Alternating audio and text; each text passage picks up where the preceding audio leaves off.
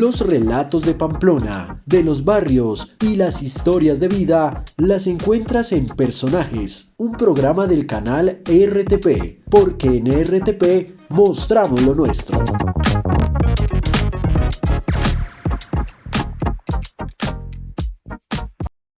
Un saludo muy especial para todos, bienvenidos a este espacio de personajes. Como todas las tardes les venimos a traer una persona diferente que charla con nosotros y que nos habla de todo ese trabajo que ha realizado, además de todos esos procesos que se adelanta en la ciudad y también historias que pues hemos podido conocer. Nos estaré acompañando junto a Rodrigo Uribe, docente pamplonés, quien vamos a conocer más de él y nos va a contar de toda su historia y trayectoria aquí en la ciudad de Pamplona. Rodrigo, buenas tardes, bienvenido a este programa, un placer tenerlo acá en el canal de RTP. Buenas tardes, muchas gracias Cristian por la invitación y para mí es un orgullo estar aquí acompañándolo. Bueno, pues antes que nada, para la gente que en Pamplona todos lo conocemos, porque además de ser docente de la normal, fue mi docente también, muy buen docente, me acompañó en el proceso formativo y demás.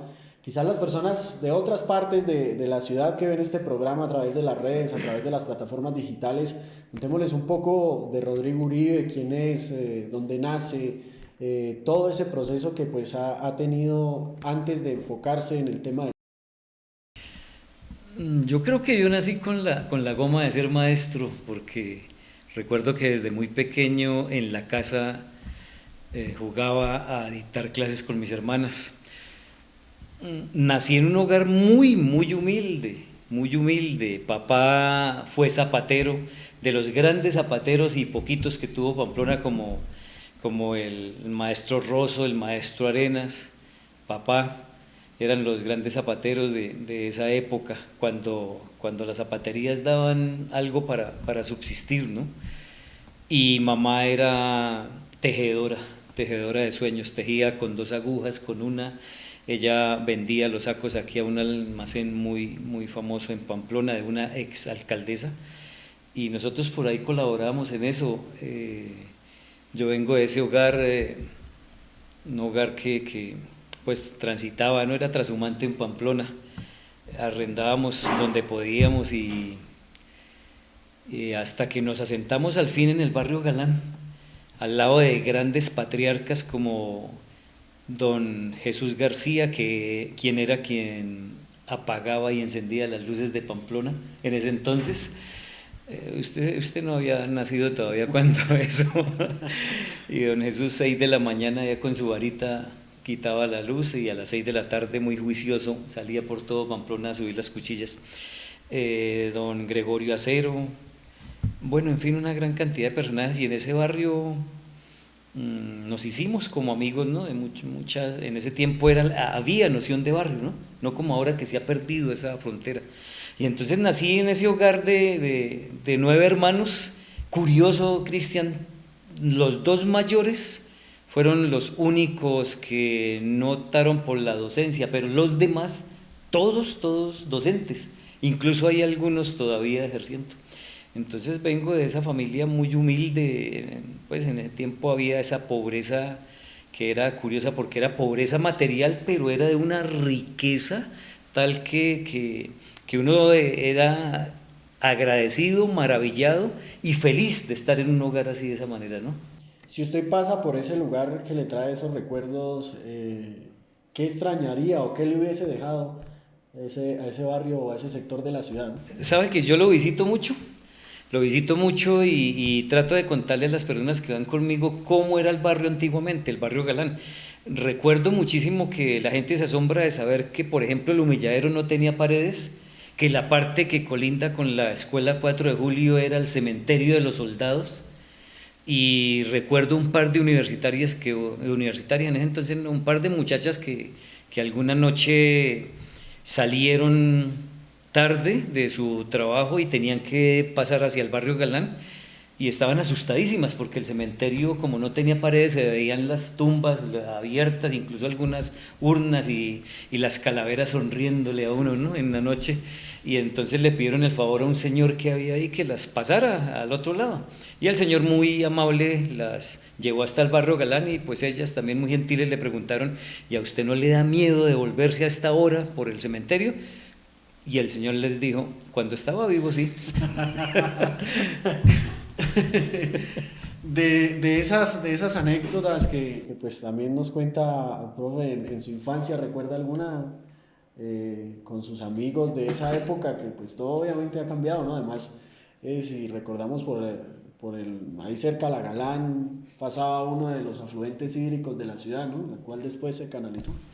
Sí, yo creo que tendría que echarme un poquito más para atrás porque pues como le conté, nos asentamos en el barrio Galán después de haber como transitado a Pamplona, ¿no? Yo nací en el barrio Las Margaritas. Tengo un muy buen recuerdo del barrio Las Margaritas. Casi todos mis hermanos nacieron allá y yo nací en el barrio Las Margaritas. Y luego, cuando yo tengo conciencia de mí, estaba viviendo en el seminario, cercano al seminario mayor. Y los muchachos de esa época, los niños de esa época, íbamos a jugar microfútbol al lugar que más tarde convirtió en museo arquidiocesano. Eran unos pasillos enormes en el fondo y oscuros, pero allá íbamos a patear un balón con uno de los celadores del seminario, ¿no? Íbamos a jugar allá y recuerdo que casi me saco un ojo porque me puse a hacer unos inventos de lanzar un cohete y el cohete me cayó aquí y pues el impacto fue bastante duro, pero tocaba no contar porque si uno contaba Le iba peor en la casa. le iba peor en la casa, entonces uno entraba ahí con disimulo, todo bien.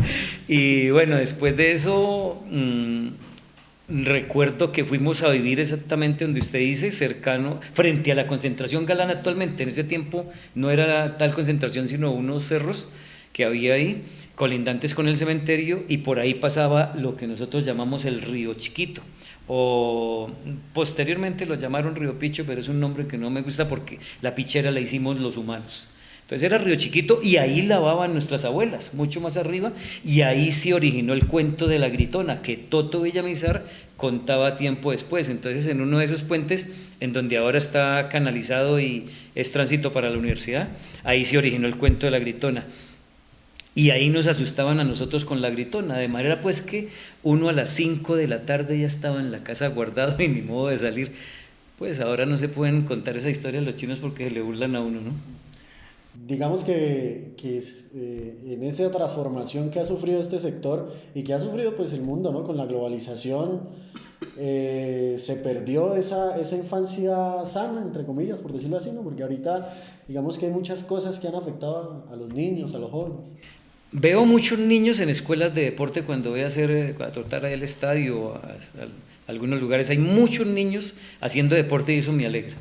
Pero sí se perdieron varios procesos que eran de mucha formación humana. Uno, las conversaciones eran en la cocina de la casa con el papá y la mamá, y el papá y mamá contaban historias. Cuando eso supimos de la Gritona, del cojito, de la burra maniatada, de tantas historias que de alguna manera, como le digo, lo recluían a uno en casa temprano. Pero aparte de eso se contaban historias sobre Pamplona, sobre Águeda Gallardo, sobre cómo nació Pamplona. Había sentido de barrio, porque existían unas juntas de acción comunal muy bacanas. Los jóvenes de ese entonces de los barrios nos reuníamos a hacer las novenas del Galán eran exquisitas para nosotros, porque nosotros mismos las organizábamos y los papás nos colaboraban muchísimo con eso. Entonces se perdió primero esa conversación con los papás en la cocina, porque se conversaba. Segundo, como había tan poquita luz y muchas veces se iba, entonces cuando se iba la luz, uno iba para donde los vecinos y se hacía una reunión informal y se empezaba a cantar, a echar coplas, a echar chistes, a recrear la palabra de alguna manera.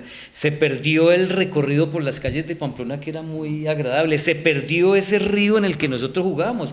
Yo alcancé a jugar en las playas del Río Chiquito y el río Pamplonita era un encanto para nosotros también, era mucho más enorme. Entonces sí se han perdido muchos procesos de esa infancia que nosotros vivimos, y que en la actualidad creo que se han transformado en otro tipo de procesos, infortunadamente algunos de ellos no tan sanos y tan agradables para los muchachos que están formando. ¿Cómo fue su proceso en la primaria, en la secundaria, su proceso de formación? Yo estudié en la escuela La Salle con los padres con los hermanos de lasallistas. El hermano Carlos, me acuerdo tanto que era nuestro rector. Cuando eso ahora la escuela La Salle no tiene ese edificio de salones que hay ahora hacia el fondo. Incluso papá fue uno de los duros para la construcción de ese edificio, ayudó a organizar las actividades para conseguir los recursos y fue uno de los obreros de la construcción de ese edificio. Entonces ahí nos educamos con los lasallistas, una educación muy bacancita, ¿no? Y aprendimos a jugar fútbol con esas pelotas de caucho que tenían los números alrededor y las letras del abecedario, de manera pues que uno llegaba a la casa a repasar en las nalgas los números o el abecedario, porque los balonazos eran terribles. De la escuela La Salle, papá nos ubicó en el colegio Afanador y Cadena, que cuando eso funcionaba en el lote que hay ahora al lado del colegio Rafael Faría. Ese colegio, ahí funcionó el colegio Afanador y Cadena con doña Cecilia Torres de Mogollón, algo así era nuestra directora, nos dictaba inglés, y ahí conocí por primera vez a uno de mis grandes maestros, que fue el profesor José del Carmen Bolívar. Él nos dictaba prehistoria, incluso yo perdí prehistoria con él por una situación ahí toda curiosa, y hice el primero de bachillerato ahí, cuando era primero de bachillerato, y después papá dijo, bueno, usted se va a enrumbar tiene que ser docente, porque si le gusta esa vaina, pues vamos para la normal.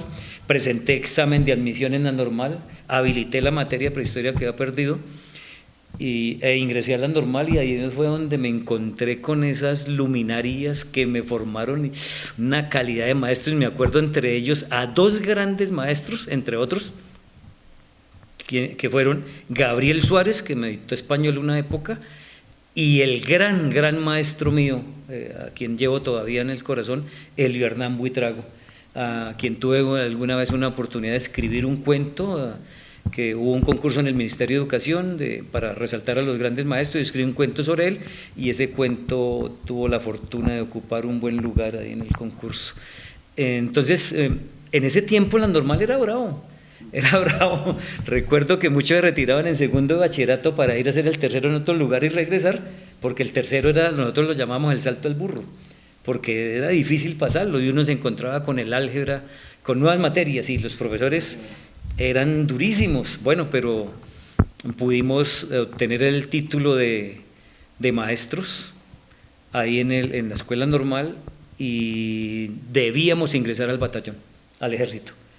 A nosotros nos hicieron los exámenes, de rigor todos los exámenes, salimos aptos, por fortuna y gracias a Dios, pero sucedió que también hubo el ingreso al magisterio. Entonces tuvimos que presentar un examen en la ciudad de Cúcuta, más de 400 aspirantes de muchos lugares del país y de acá, y me fue muy bien en el concurso. Entonces fui nombrado como docente el 10 de mayo de 1976, y yo no sé si sea una anécdota, pero es un recuerdo muy que transita entre la tristeza y la alegría porque el 10 de mayo debía posesionarme, pero justo ese día papá sufrió el primer ataque de trombosis, y entonces yo no sabía si pues el hecho de ser hijo, pues, y todo ese afecto que teníamos en el hogar, pues me hizo quedarme con papá, pero en medio de su malestar, allá habló justo en el hospital y me dijo, usted se va a posesionarse porque esa es su vida y ese es su futuro. Y entonces con papá en el hospital me acompañó un hermano, llegué a Arboledas a posesionarme el 10 de mayo de 1976, y recuerdo que mi hermano me dejó solo en Arboledas, me dijo, bueno, de aquí para adelante le toca solito, y esa noche me tuve que quedar en Arboledas, conseguí una pensión, una habitación ahí, me alquilaron, yo no entré en la noche ya, y en algún momento tuve que salir de la habitación, y lo primero que me encuentro es un ataúd. Resulta que en la pensión también funcionaba una funeraria. Eso fue de los espantos más grandes, y así arrancó la carrera. Trabajé en una escuela rural durante año y medio, y un gran amigo de la familia, en ese entonces era dirigente sindical de Asinor, me echó una manita, se llama Francisco Araque, Pacho Araque, de los famosos Araque de la Cruz, una familia encantadora. Entonces Pachito me echó una manita y me posibilitó el traslado junto con la Secretaría de Educación hacia Villa del Rosario. Estando en Villa del Rosario, mi hermano mayor César, que fue rector durante muchos años en Villa del Rosario y en otros lugares, estaba trabajando aquí en La Salle, y entonces me dijo, yo me quiero ir para allá y usted venga para acá. Hicimos la permuta y así fue como aterricé en la escuela La Salle. Después fue la señora Amparo de Zapata, que fue también una gran amiga y gran jefe mía, me trasladó para la escuela John F. Kennedy, donde entré como profesor de educación física, seguía de titular de quinto primaria y luego fui el director de la escuela John F. Kennedy.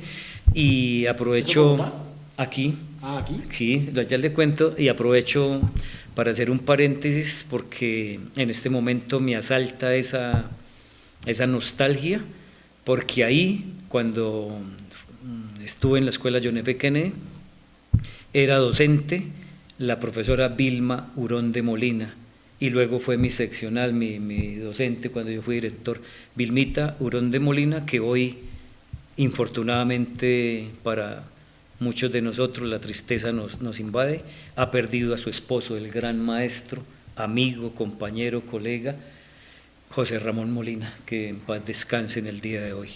Entonces ahí en la John F. Kennedy también sucedieron vainas curiosas, porque usted no recuerdo si estaba o no estaba. Bueno. No, pues porque usted dice John F. Kennedy, yo pienso que es Kennedy Bogotá. No, eso inicialmente era una finca de recreo del gobernador, todo eso era una finca, queda ubicada en la Normal, en el sur de la Normal, todo ese terreno que actualmente ocupa el Jardín Infantil Nacional y una ludoteca, esa era la escuela John F. Kennedy.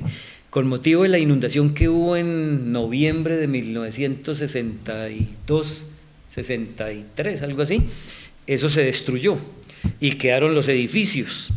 Y un señor llamado Jesús Becerra, si no estoy mal, Jesús Becerra, pidió que le dejaran eso para recoger los niños, que en ese entonces se llamaban niños gamines, niños de calle, para recogerlos allá. Y resulta que sí recogieron gran cantidad de gamines, para un nombre muy áspero, muy duro. Entonces, pues en ese entonces no había así como mucha terminología para llamarlos, y allá lo recogieron, se quedaban, eso fue como un orfanato, digámoslo así. Allá se alimentaban, se hospedaban y recibían clases. Eso fue inicialmente la John F. Kennedy, después se convirtió en escuela John F. Kennedy y seguía tratando con niños de la calle más niños del sector de Monteadentro, el Zulia. Entonces por eso cuando yo llegué allá, alguien muy curioso llegó y me dijo, ala, por fin recogieron a todos los gamines ahora sí en la John F. Kennedy. Entonces, en la John F. Kennedy fue muy rico el trabajo, fue especial, eran niños encantadores, eran niños de una dulzura única, solo que les faltaba afecto, y pues nosotros con los profesores, recuerdo mis profesores de ese entonces, a ver, estaba la profesora Rosa Cote, la profesora Marta Parada, la profesora Carmen Alicia Álvarez, la profesora Vilma Urón de Molina, y la profesora también fallecida, creo, Beatriz Valencia, también ya fallecida lamentablemente, y nos defendíamos, allá le pasábamos rico, le cuento, eso era una delicia estar ahí en ese lugar. Después llegó el jardín infantil y ocupó todo ese espacio, y a nosotros nos redujeron a lo que es actualmente la ludoteca, y cuando yo tuve la fortuna de irme a hacer unos estudios a Bogotá, y regresé, ya no me dejaron volver para allá y se acabó la escuela John F. Kennedy y todo pasó para la escuela normal superior. ¿Y por qué se termina, o sea, el nombre? Porque recuerdo que también se llamó Escuela Nueva, bueno, algo así similar cuando lo toma la normal, y ahí la normal dictaba clases donde está la ludoteca. Sí, lo que pasa es que en ese entonces la normal tenía unas escuelas satélites que trabajaban con el programa Escuela Nueva, que era la escuela donde nació la Escuela Nueva, la escuela ISER, es una de ellas, la escuela Cariongo, que es de rural, también trabajaba con el programa Escuela Nueva y otras escuelas. Y en la escuela John F. Kennedy trabajaba con el programa Escuela Nueva también, entonces le colaboraba la normal. ¿Pero ya no tenía ese nombre cuando se trabajó ahí? No, sí, se llamó escuela John F. Kennedy siempre, hasta que creo que en 1998, que yo me retiré a hacer mis estudios a Bogotá, ya los profesores los incorporaron a la normal, algunos, otros se fueron para otros lugares y todo el material y todo lo que tenía la escuela fue recogido por la Escuela Normal Superior, que en ese tiempo estaba el gran maestro, a quien recuerdo con mucho cariño y mucho afecto, el gran maestro Guido Franco Urbano Erazo, y se recogió, la escuela nueva quedó integrada, la planta docente quedó integrada a la normal, y entonces ya el jardín infantil entró a hacerse cargo de ese espacio. Bueno, Rodrigo, ¿cómo llega de nuevo a la normal? Porque si usted nos sigue acá contando, prácticamente la normal fue su casa en el proceso formativo y en el proceso sí, yo tuve la fortuna de ser alumno de la escuela normal, como le cuento, desde segundo de bachillerato. Recuerdo a Helio, como le dije, a Gabriel, al profesor Portilla, a Pacheco, los cocos de nosotros que eran en bachillerato, ya en los cursos superiores, que era el profesor Carlitos Villamizar, que nos daba física, química, el profesor Rufino Sandoval, que se encargaba de las pedagogías, el Andelfo Araque, que le decíamos el loco Araque, y es que era loco, el loco Araque. Con él nos puso en una materia de pedagógicas a picar la piedra para la cancha de baloncesto que queda alterna ahí frente al comedor de la universidad.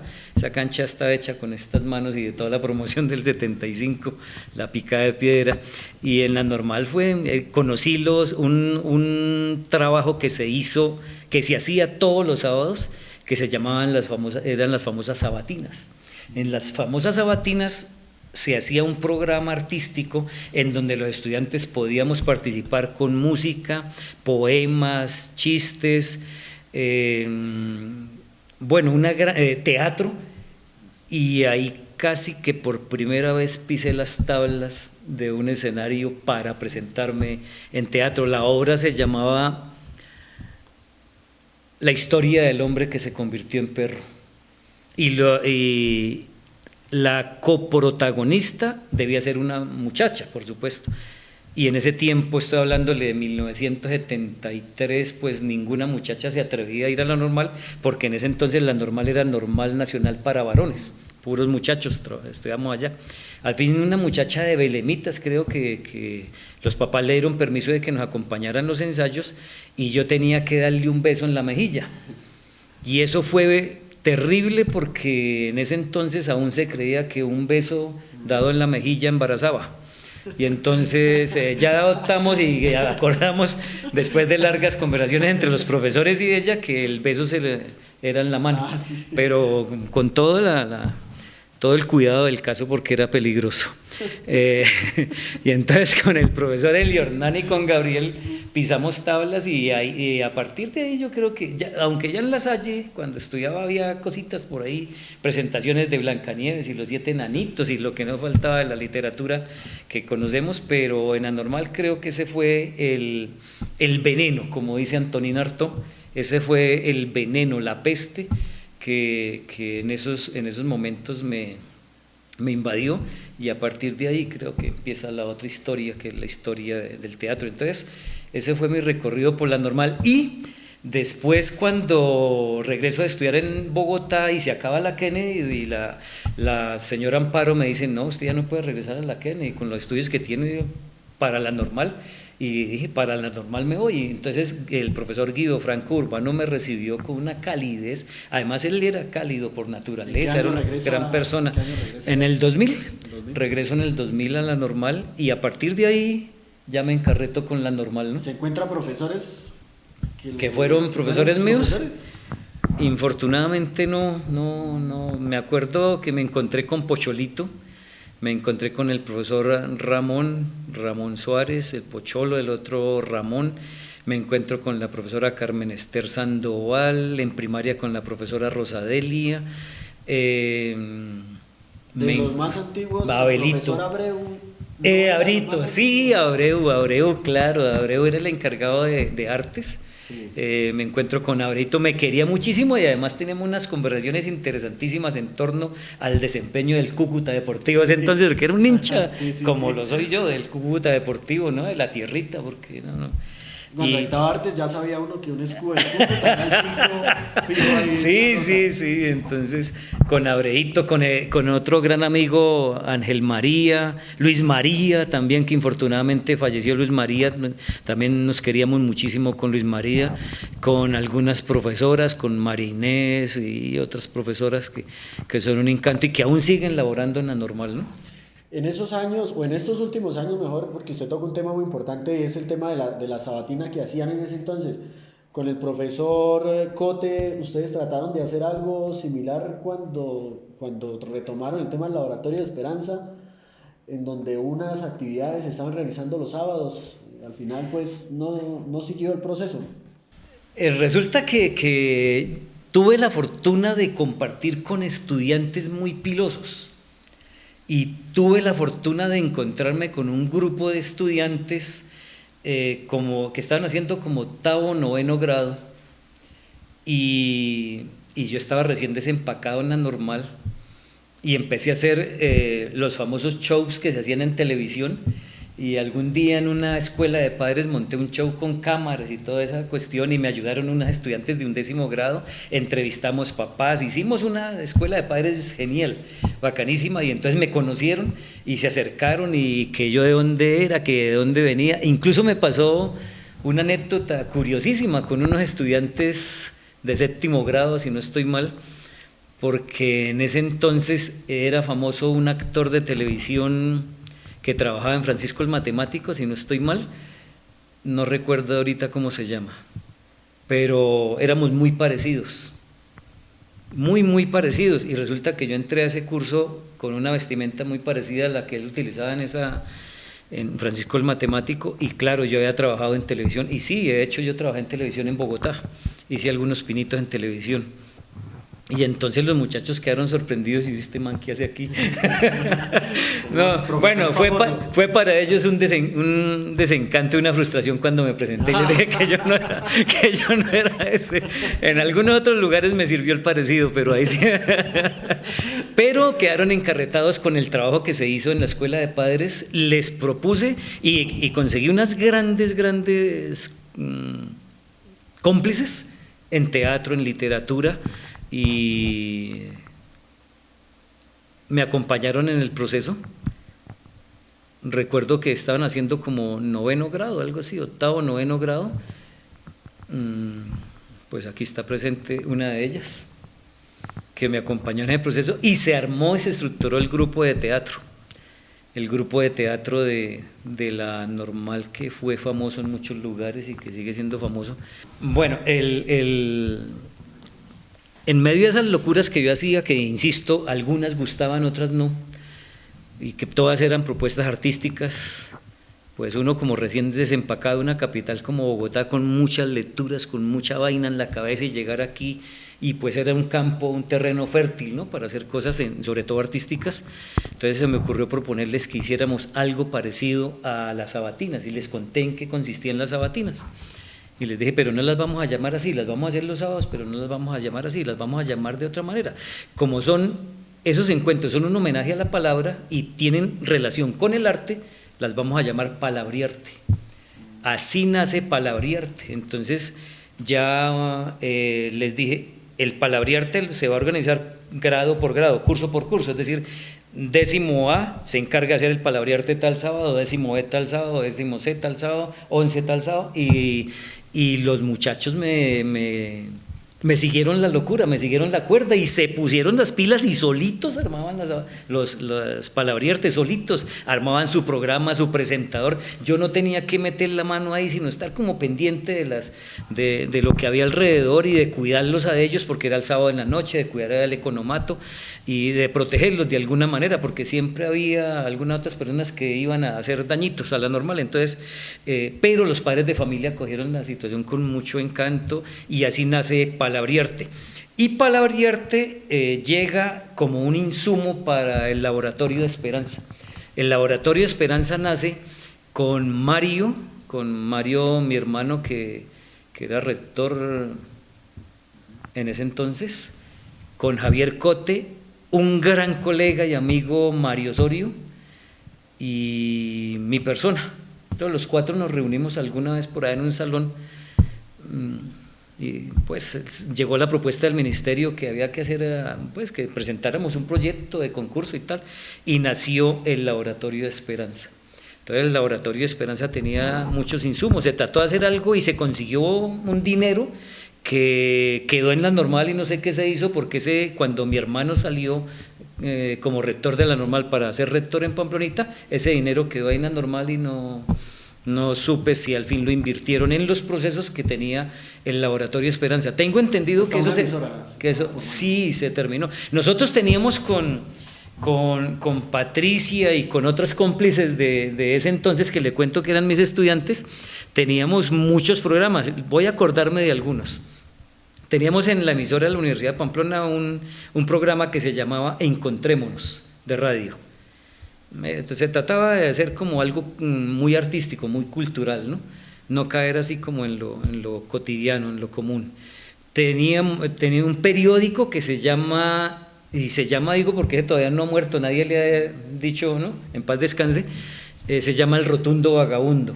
Teníamos un encuentro de cine que se llamaba Videoclub, Videocine o Cineclub, algo así.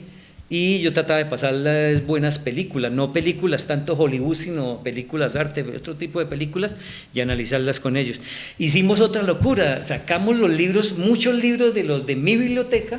En ese entonces tenía una buena cantidad de libros, me los llevé para lo Normal, los metí en enfermería y en unos estantes, y mis cómplices, Patricia, Erika, tantos otras personas que se me olvidan, estudiantes, llegaban, Jeffer, todo ese cuento, llegaban a la hora del recreo, sacaban los libros, los estantes, y los ponían justo en los corredores por donde los alumnos salían corriendo, y entonces ellos ya no se tropezaban contra los muros, sino contra los libros. Entonces, ¿esta vaina qué es?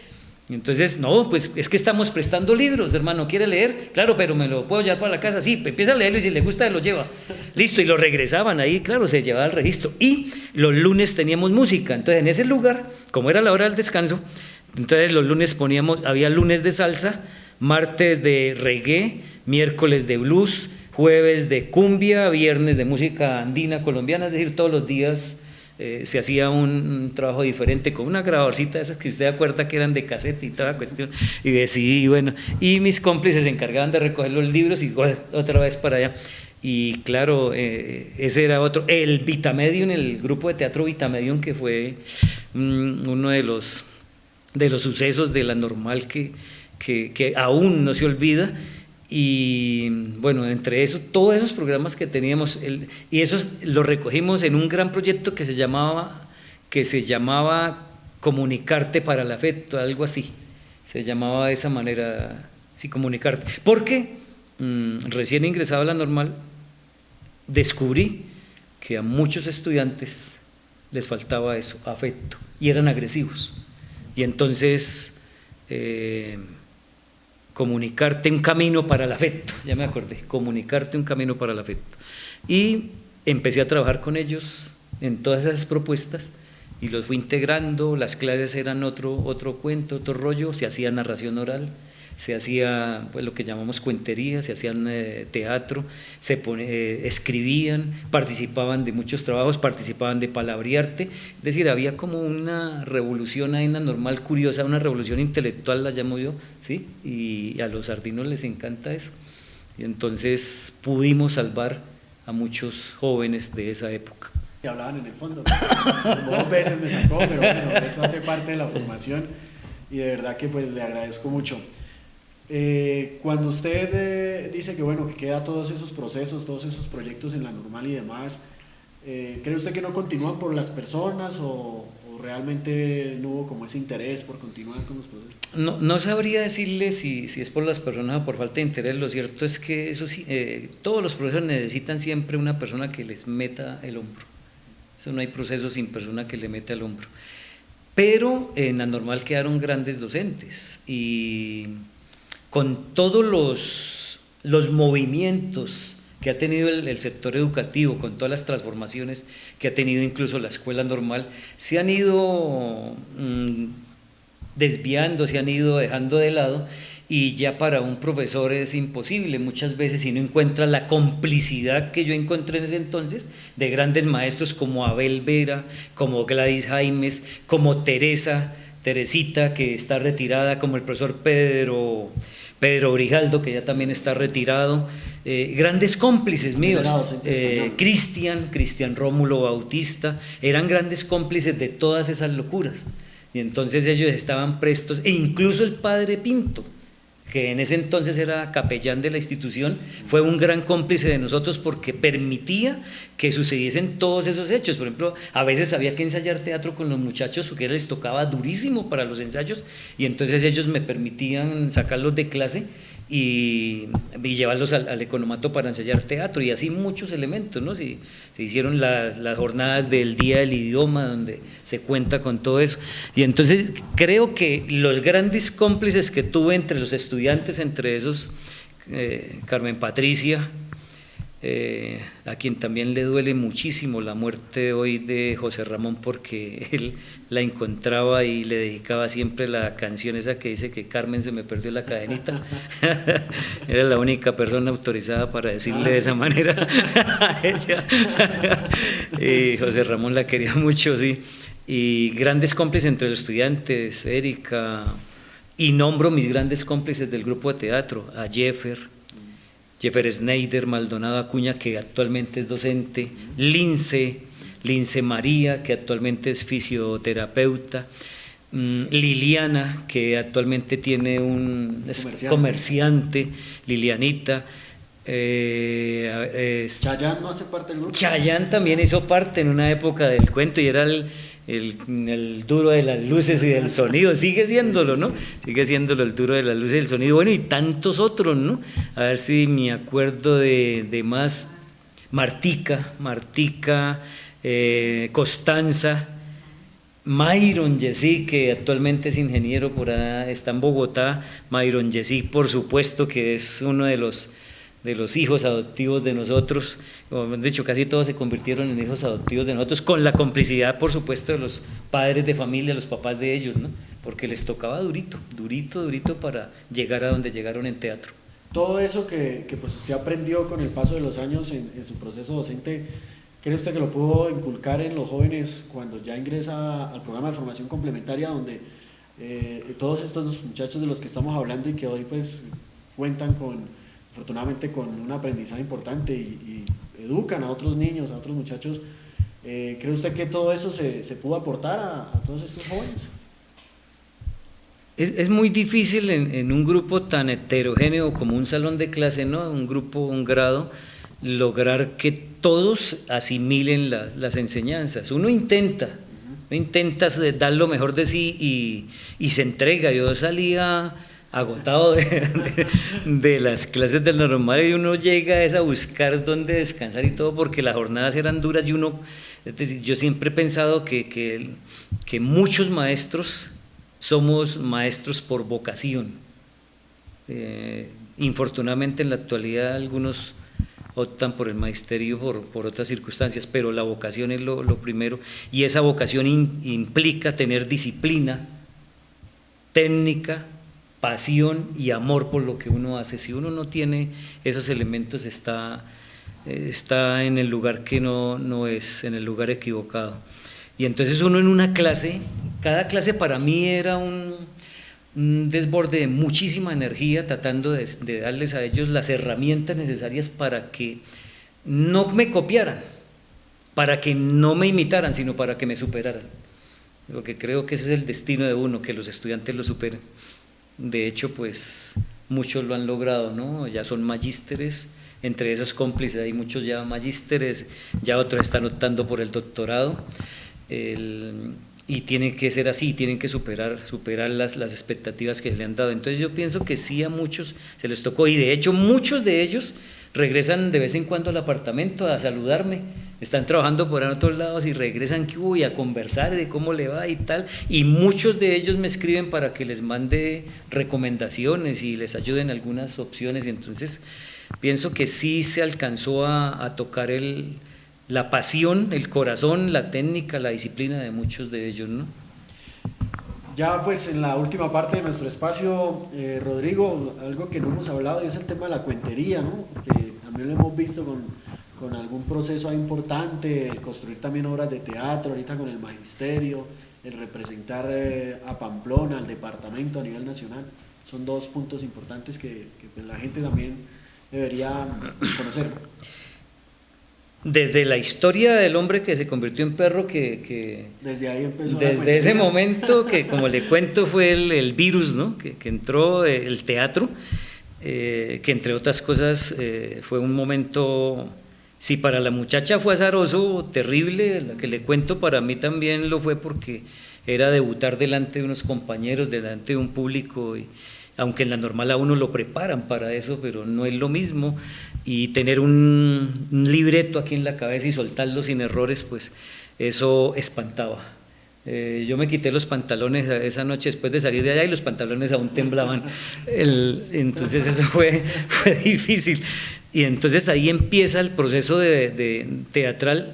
Cuando salgo ya al magisterio a trabajar, que regreso a Pamplona, a La Salle, me encuentro con un grupo de sardinos en quinto de primaria fabuloso, entre esos estaba un sobrino mío, y resulta que a la par que iba estudiando en la universidad, la carrera de Lingüística y Literatura, iba intentando hacer algunas lecturas de teatro, pero eran muy incipientes, muy así como, pues no eran nada científico, no eran nada pues como regular, ¿no? Eran muy empíricas.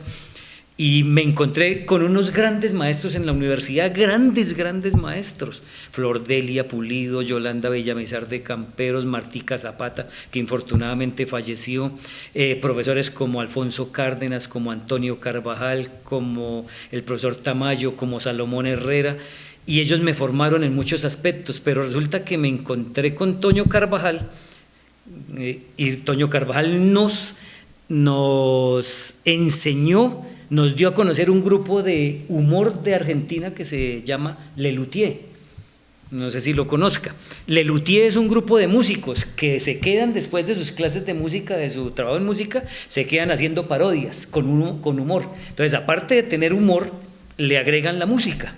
Y entonces empiezan ya a hacerlo a nivel profesional y conocemos Lelutier. Entonces a mí me interesa muchísimo conocer el trabajo de Lelutier y empiezo a ser un gran apasionado de Lelutier y empiezo a ver las obras de ellos, Edipo Rey, la cantata del adelantado don Rodrigo Díaz de Carreras, El poeta y el eco, Las majas del Bergantín y tantos otros trabajos que tiene Lelutier, y a mí me llamó muchísimo la atención. Y en ese tiempo uno escuchaba cierto tipo de música y me escuchaba a un gran cantante que yo creo que usted tampoco lo conoce, que se llama Luis Gabriel, que estaba muy de moda con Pablos Gallinazos, y en ese tiempo se cantaba una canción que decía que el pueblo a fiestas va, la fiesta va a empezar y mi pueblo se obliga a levantar, algo así. Y entonces uní la canción de ese entonces con un trabajo de Lelutier que era la cantata del adelantado don Rodrigo Díaz de Carreras, que cuenta la historia de un personaje que se llama Rodrigo Díaz de Carreras, que sale en periplo por toda Sudamérica, desde Buenos Aires hasta llegar a Caracas.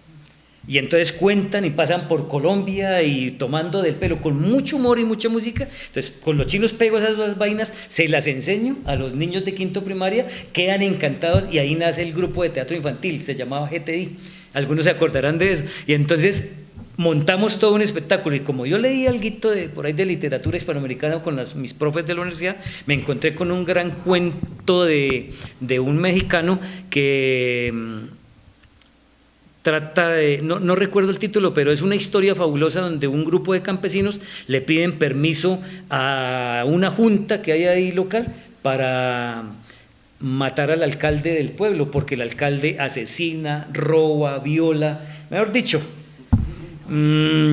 acaba y arrasa con todo. Entonces los campesinos emberracan y piden permiso para matarlo y les dan el permiso. Y resulta que cuando ellos les dan el permiso se para Sacramento, Sacramento se llama el personaje principal, se llama San Juan de las Manzanas, se llama el cuento. Y entonces el Sacramento se levanta y dice, pues muchas gracias a todos los de San Juan de las Manzanas por el permiso, pero el alcalde desde ayer es difunto. Entonces paso ese cuento al libreto y lo montamos y entonces vamos reuniendo la canción más lo de Lelutier, más el cuento, más otros sketches que se montan y resulta que cuando me di cuenta tenía trabajo como para hora y media para mostrar y me fui al Teatro Jáuregui y le pedí permiso al doctor Villamizar, si no estoy mal, que era el entonces dueño del teatro, y le dije, mano, tengo esta vaina para hacer un espectáculo ahí. Digo, pues claro, mano, tráigalo, no, yo no le cobro nada. Y esa noche debutamos y ahí en el teatro nos estaban viendo dos grandes maestros.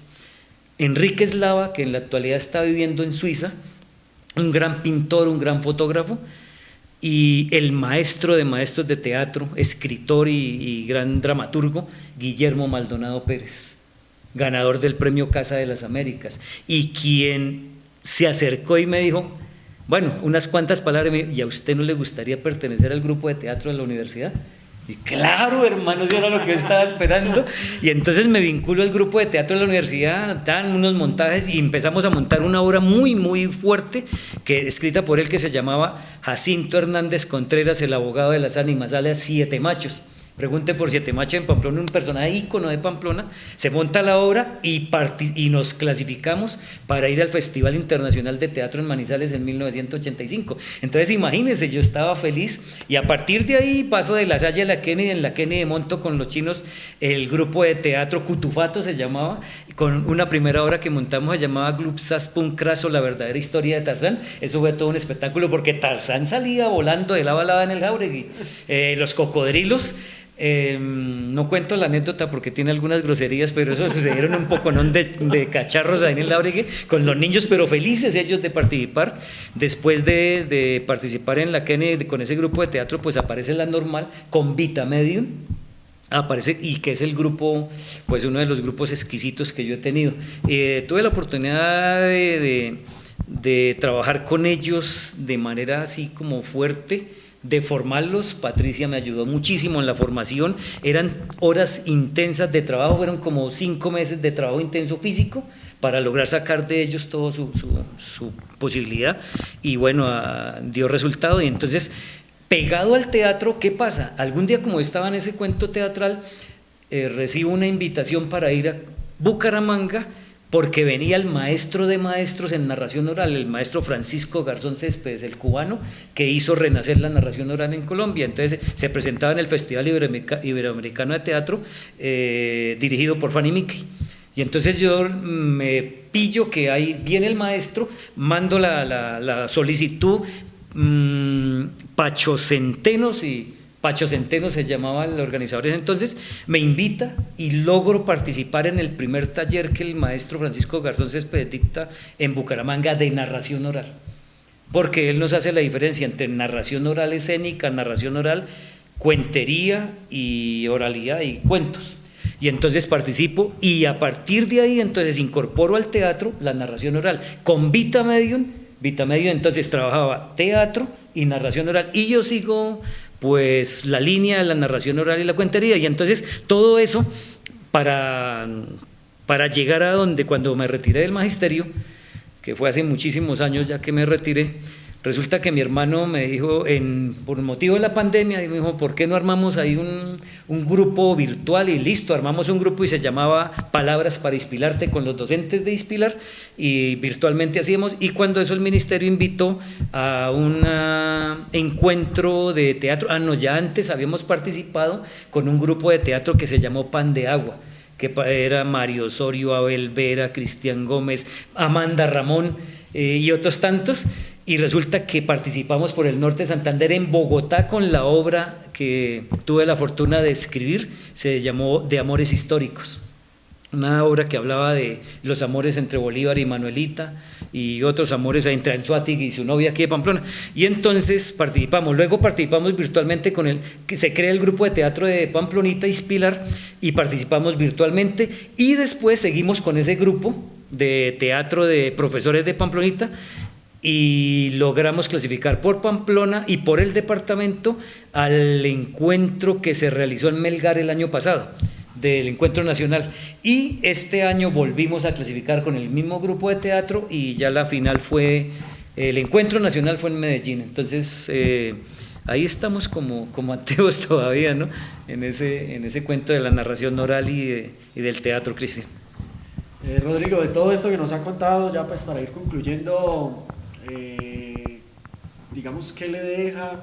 ¿Siente que cumplió lo que quería con los estudiantes, con las personas que de una u otra forma les enseñó cuando estuvo en todo el tema del magisterio? Creo que sí, aunque he cometido muchos errores, como ser humano que soy, he cometido muchos errores de los cuales me arrepiento. Entre esos ese que usted me acaba de nombrar de sacar estudiantes de clase, porque es que eran mamones, o yo, y no dejaban. Entonces a mí me encanta que cuando uno tiene la palabra lo escuchen, ¿cierto? Y entonces los estudiantes eran muy poco escuchas, entonces les decía mejor pues estés en afuera. Como le decía, he cometido muchos errores de los cuales me arrepiento, pero no me arrepiento de haber sido maestro, no me arrepiento de haber sido docente. Sigo, incluso por ahí me siguen invitando a algunos talleres de teatro, de narración oral en Pamplona y en algunos municipios, y creo que he tenido muchas enseñanzas. De hecho, cuando puedo le digo a la gente, el magisterio es una de las mejores opciones que hay en Colombia. Y siento muchísima tristeza por muchos de mis estudiantes que en el concurso actual que se hizo para ingreso al magisterio no pasaron, infortunadamente, y creo que lo necesitaban. Siento alegría por todos los que pasaron en ese concurso del magisterio que ahorita empieza a vincular maestros. Creo que es una profesión hermosísima, me sigo despertando todos los días con el hecho de ser maestro, no lo abandono. Sí, me retiré de las clases presenciales, pero no me retiro del magisterio. Y además lo llevo pegado al arte, entonces siempre he dicho en mis conferencias y en donde puedo decirlo, que todo maestro debe ser un artista, pero no todo artista puede ser maestro. Y sí, a mí me parece fabuloso y para mí ha sido no como un milagro, porque no ha aparecido de la noche a la mañana, fue desde la niñez, y creo que es el mayor agradecimiento que yo le doy a papá y a mamá, el haberme encauzado por ahí, y por supuesto el mayor agradecimiento que le doy a todos mis hermanos, incluso los dos mayores que no fueron maestros, y a mis 3 hermanos que fueron rectores, que son rectores, y a mis 2 hermanas que son docentes. Creo que eso es una muestra de agradecimiento para con ellos, para con mi familia, y por supuesto es una bendición enorme, porque mis hijos tuvieron la oportunidad de conocerme como docente y siguen, espero seguir tocándolos con la magia de la docencia, y ahorita, pasada esa generación, los nietos, que también me conocen, les encanta que yo les cuente historias, que les recree la vida, y son un encanto para mí y son otra razón más para vivir, y el magisterio creo que me ha dado todo eso. Y en ese proceso, Rodrigo, ¿qué le falta por hacer? ¿Qué no ha cumplido? Que diga, no, esto y esto y esto. Ir a Grecia, hermano. Ir a Grecia porque ir a Grecia porque resulta que cuando yo le conté que había conocido a mi maestro en primero de bachillerato en el afanador José del Carmen Bolívar, una tarde en medio de un aguacero feroz como los que saben caer en Pamplona, iba de rumbo al Humilladero, y en una tienda estaba José del Carmen y me llamó y me dijo: Rodrigo, ¿usted quiere dictar en la universidad discurso teatral aristotélico? Yo le dije, ¿perdón? ¿Discurso teatral aristotélico? ¿Es que no le suena? Y pues sí, me suena, pero tengo que prepararme, como todo. Listo. Y a partir de ahí yo me vinculé al Normal, a la universidad como docente de pregrado, luego de posgrado por fortuna, y aprendí a querer a Grecia, porque después del discurso teatral aristotélico se dio la fortuna de trabajar dramática griega, y en los seminarios de posgrado trabajaba teatro griego, y entonces tuve la fortuna de conocer mucho de Grecia a través de los libros, de los videos, y cuando fui a Bogotá explotó Grecia para mí con todo el saber que hay allá, y ese es uno de los paseos que me gustaría, ir a las ruinas y sentarme donde se sentaba Zeus, ir al Olimpo, conocer todo lo que más o menos conozco por los libros, conocerlo directamente en Grecia. Pero sigo escribiendo, Cristian, por ahí algunos cuentos míos han sido publicados en Vanguardia, Yo la verdad no quisiera ser pretencioso en ese sentido porque la vida me ha dado muchos regalos fabulosos. Insisto, regalos que a veces no merezco, me ha favorecido en muchos aspectos. No tengo un peso, por eso no he podido ir a Grecia. La gente es curiosa porque dicen que uno se jubila y se llena de plata, es mentira, ¿no? Más gastos. Sí, salen más gastos. De hecho, vivo arrendado, ¿no? Entonces, ese es uno de los factores que me gustaría en alguna institución implementar la cátedra de la felicidad. Los maestros que están, la mayoría no son felices en el magisterio y nosotros tenemos como la varita mágica para decirles, hombre, pueden ser felices, nosotros somos felices por esto, pero algunos no se dejan como contagiar de felicidad, entonces sería bacano una cátedra de la felicidad. Sigo andando en cicla, sigo jugando fútbol, de vez en cuando juego ping-pong y tenis, de manera pues que yo qué más puedo pedirle a la vida, que me cuide muchísimo porque quiero ver a mis nietos grandes y haciendo alguna cosa, ya sea como deportistas o como en algún otro tipo de labor en el que se desempeñe. Y creo que eso sería lo que yo le pediría a la vida, que me permita verlos crecer. Y seguir queriendo a mis hermanos, a mi familia, a todos los que me rodean y seguir pues como conversando con usted. Pues Rodrigo, muchas gracias, de verdad un placer tenerlo acá y bueno, esperamos que todo esto que usted nos contó y las personas que quieran saber más de esos escritos, de esas obras, qué pueden hacer, cómo pueden llegar a todas esas historias. Que no pase como sucedió con un estudiante de literatura alguna vez de una universidad por ahí, no sé de dónde era la universidad, no quiero nombrarla, de Cúcuta, no sé de dónde, que se puso a estudiar literatura y docencia, algo así, un revuelto así como las carreras que hay ahora, ¿no? Curioso. Y entonces tenía que presentar el trabajo de grado y llegó a la casa muy folclórico y dijo, ¿usted como que ha escrito unas obras para chinos y tiene unos textos? Sí, hermano, claro. Y entonces, pásemelos que yo los necesito, así, de campante. Y no, espérese a ver que eso no es así de esa manera, ¿no? Eso, si quiere le enseño a escribir obras y le enseño a hacer libretos, pero no me pida que yo le regale mis textos para que usted los presente como suyos en un trabajo de grado.